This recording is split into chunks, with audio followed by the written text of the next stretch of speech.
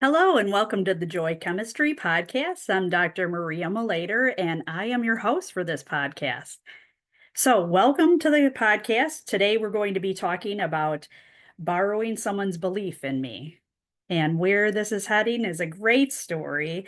And first, it starts where I've been out in the world, I've been meeting lots of different people, and the repetitive thing that I keep hearing in the past couple months has been about people are not necessarily sure of themselves or confident, and they're just wondering their next direction or if they can really do it. And the thing that I'm noticing is that these are people that are high level executives. They are successful entrepreneurs and they have just been completely successful throughout their career. So it had me thinking about a couple of things. First, what kind of came to mind, because some people even said it, is imposter syndrome. And so people may or may not know what that is, but imposter syndrome is when a person is super accomplished, but then they have a fear of being found out that they're a fraud. So even though they have tons and tons of accomplishments, achievements, great things that they have accomplished in their life, they are walking around with this thought that they are a fraud and someone could find out. So this is difficult. It's very stressful to be in this spot, and so people do need tools for that.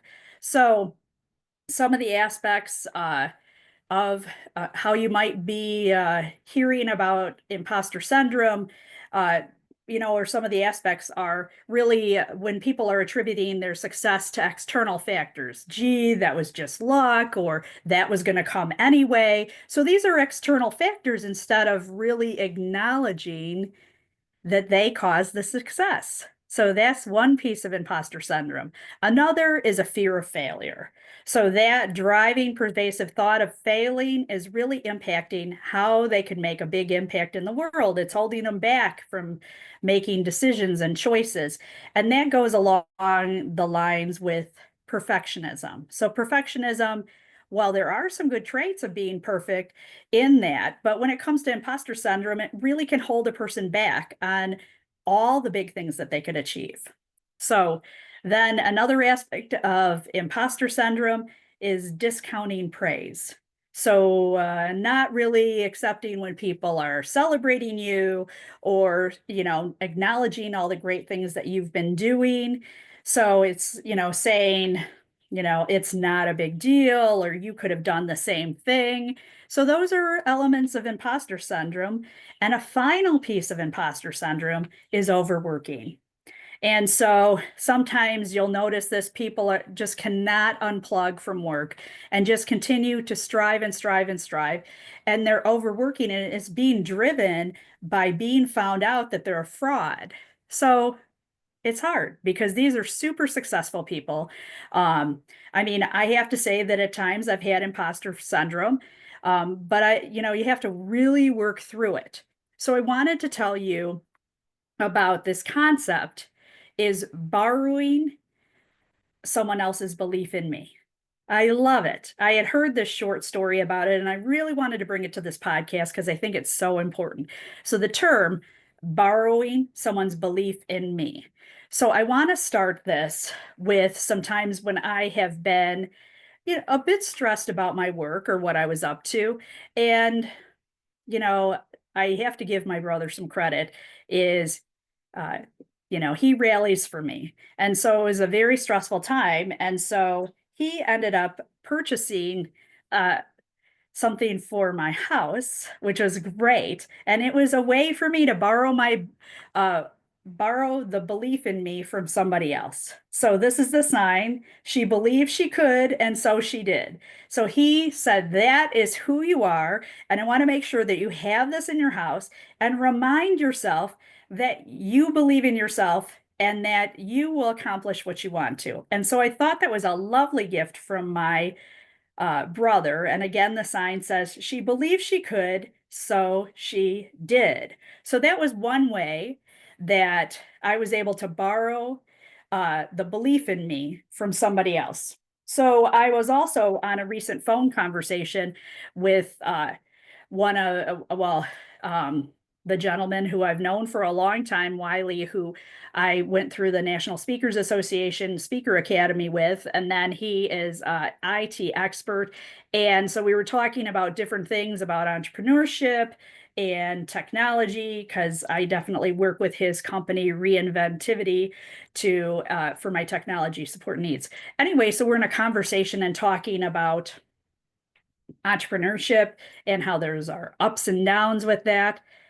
And I said, boy, this is really hard. And I got to borrow some of his belief in me, because he answered with, hey, you will figure it out because you are smart. And I really, really appreciated that. And so that was, me saying, okay, I could think that some of this is challenging, but, you know, I borrowed his belief in me. And there was another conversation I was in, and that was talking to a friend about a very difficult situation that's challenging to me. Uh, and she allowed me to borrow her belief in me. As she said, she was very proud of me. She's like, you have persisted, you have been working on this goal for a long time. And, she said she might have given up, but she said, I'm proud of you because you stuck with it. I wasn't sure where you were going to go at the beginning, but look at where you are and all you've accomplished. So I think it's important that while imposter syndrome may be present, it's really important to maybe lean on people in your life and borrow some of their belief in you. So those were conversations I didn't exactly think that I would have gotten. I mean, I guess I didn't really cause or actively seek borrowing the belief in me from someone else, but they gave it to me. But I don't think there's anything wrong with talking with someone important in your life and calling them up and saying, look, I need to borrow some of your belief in me. So I have this challenge, or this is what's going on for me, and I need some support. So tell me a little bit about your belief in me and remind me who I am. And I think uh, there's an old phrase, is that sometimes we know that sometimes someone may lose their spark, and it's important for someone else to step up and reignite our spark. So I put that in the same category as borrowing someone's belief in me. So I wanted to share this with you because I've had lots of conversations about people feeling uneasy and on the edge of imposter syndrome or not sure where they're going.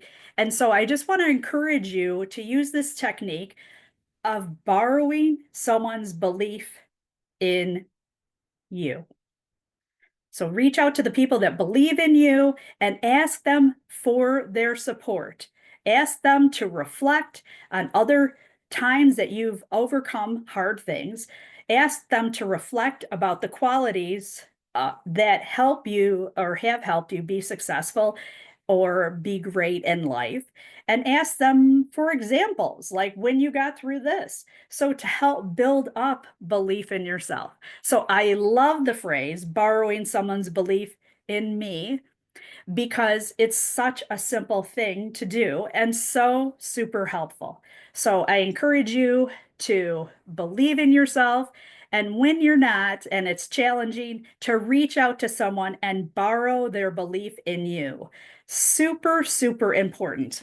And like my brother had given me the sign a long time ago, she believed she could, so she did. So I remember that when I'm believing that I can do it, I will do it. And it'll be great.